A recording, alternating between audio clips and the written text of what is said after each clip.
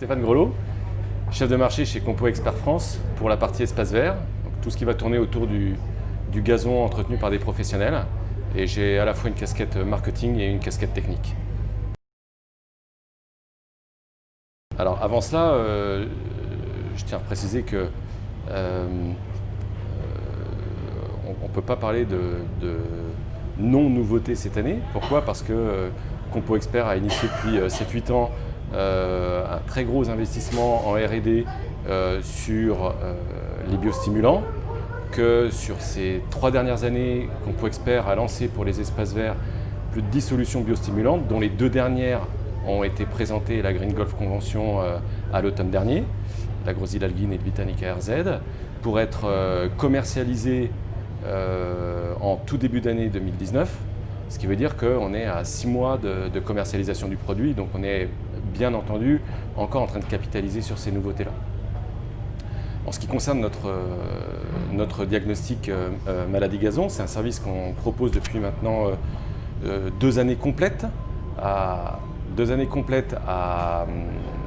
aux utilisateurs professionnels, qui avaient été présentés à 48 heures Gazon Sport Pro en 2017 lors de l'édition au Stade de France.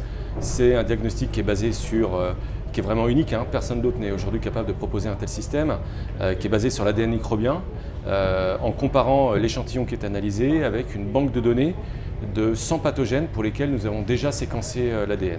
Ce qui veut dire qu'en un seul scan, on est capable d'aller comparer un échantillon à une banque de données de 100 pathogènes, ce qui nous donne une vision quasi exhaustive de la présence des pathogènes dans l'échantillon.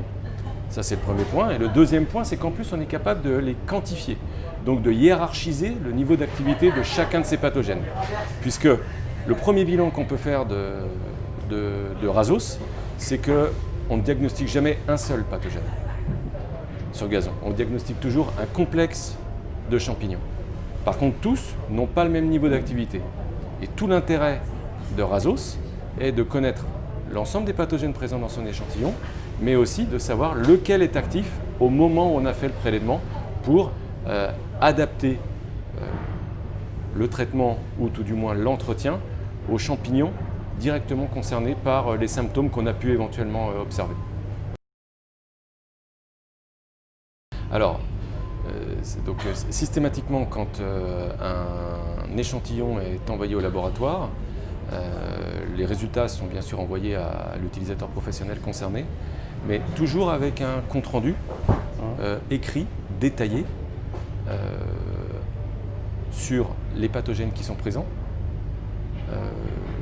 leurs conditions de développement, et puis également sur des propositions d'adaptation du planning d'entretien pour réduire le risque pathogène lié à ce champignon. Alors quand je parle de planning d'entretien, je pense avant tout aux méthodes prophylactiques, aux méthodes de prévention. Je ne suis pas du tout dans plutôt les méthodes on va dire curatives, c'est-à-dire j'ai la maladie, il faut que je m'en débarrasse. Je suis plutôt en train de réfléchir sur ce que je devrais faire en amont pour éviter que ce champignon n'apparaisse, ou tout du moins apparaisse à un seuil qui soit acceptable par l'utilisateur. Voilà. Ce qui veut dire que c'est un compte-rendu concrètement qui va faire, selon le nombre de pathogènes qu'on a pu déterminer, qui peut faire entre 6 à 10 pages. Donc c'est un document qui est quand même très abouti, très complet. Alors les gens ont été très intéressés par cet outil-là, parce que d'une part, ils ont un outil qui leur donne des résultats fiables, puisque c'est basé sur l'ADN microbien. Encore une fois, il y a l'aspect quantitatif, capable de leur dire le niveau d'activité du champignon, ça c'était quand même assez novateur. Et puis il y a aussi la vitesse à laquelle on arrive à avoir les résultats. Alors c'est toujours trop long, mais hier quand on utilisait des méthodes de mise en culture en milieu gélosé, on pouvait attendre 15 jours, voire presque 3 semaines avec l'envoi, avec le transport de l'échantillon. Avec cette méthode-là, on a des résultats qui vont prendre en moyenne 1 semaine. On peut même être à 4-5 jours, parce que finalement, ce n'est pas l'analyse en elle-même qui est très longue, hein. L'analyse en elle-même au laboratoire, c'est en 24 heures, on a des résultats, mais c'est plus l'envoi de l'échantillon, voilà, qui prend un peu de temps parce que voilà, on est lié au transporteur et des fois, ça ne se passe pas exactement comme on l'a prévu. Voilà. Donc, mais moins d'une semaine, on a des résultats, forcément, les gens sont très intéressés. Après, on a aujourd'hui 2 types d'utilisation de Razos aussi. Il y a les gens qui utilisent Razos parce qu'ils ont des symptômes sur leur gazon qu'ils ne sont pas capables de déterminer eux-mêmes et ils ont besoin justement de savoir précisément ce qu'ils ont. Et puis, il y a aussi des gens qui se servent de Razos comme monitoring de la santé, de l'état sanitaire de leur gazon. C'est-à-dire, ils n'ont aucun symptôme de maladie. Mais par contre, ils veulent justement savoir s'ils ont des pathogènes et quel est le risque lié à ces pathogènes. À titre d'exemple, puisqu'on a j'ai un exemple très précis en tête et très concret. Vous savez, donc, il y a eu un événement majeur international en France cette année qui était la Coupe du Monde féminine 2019. Compo Expert a été très impliqué dans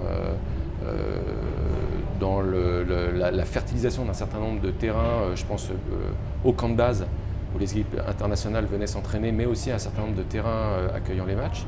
Et l'un de ces terrains, d'ailleurs, l'un de ces stades, nous avait sollicité au mois d'avril pour faire un Razos. Il n'avait aucun symptôme. Le gazon d'aspect sanitaire était en parfait état. On a fait le Razos et le Razos a déterminé un risque pétium qui était extrêmement important.